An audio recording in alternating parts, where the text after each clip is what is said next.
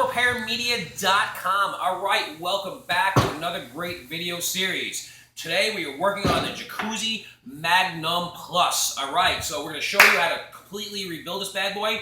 This is the introductory video where we basically go over a bunch of stuff and they kind of show you a few things. All right, so the first thing you want to do is hit the subscribe button below. That way YouTube will send you the latest and greatest once a week or whenever they decide to. All right, remember also, all parts are available at PumpRepairMedia.com. All right, so the first thing we're going to do is we're going to separate the wet end housing from the pump motor housing and the pump motor, okay? That way it gives us a little more room to work on, and B, it allows us to access the impeller and the diffuser and everything like that. Because in this video series, we're going to show you how to completely change the motor bearings and the seals. All right. So the first thing you're going to need now is just a regular rubber mallet. If you have no rubber mallet, I guess you can use a hammer, but don't blame me if you break something, because that's why I'm telling you to use a rubber mallet. All right, if you don't have a rubber mallet, you can also use like a block of wood and a regular hammer. That would work also.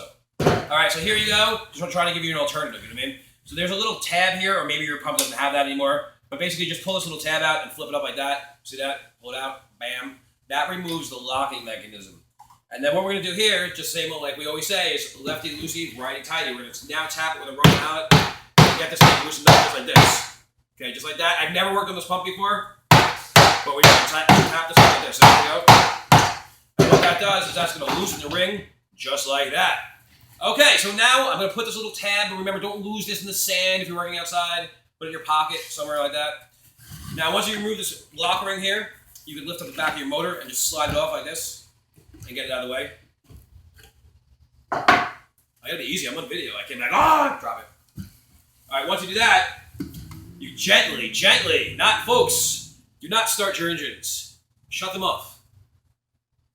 And then just gently tap this. Bam! And then you break this thing and it's all broken. You're like, oh my God.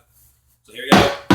Just tap that a little bit, and what will happen is this will eventually rock out of here. Okay, sometimes it gives you a little bit of a hard time, so I'm gonna stand it up a little here. Sometimes it's a little hard to separate.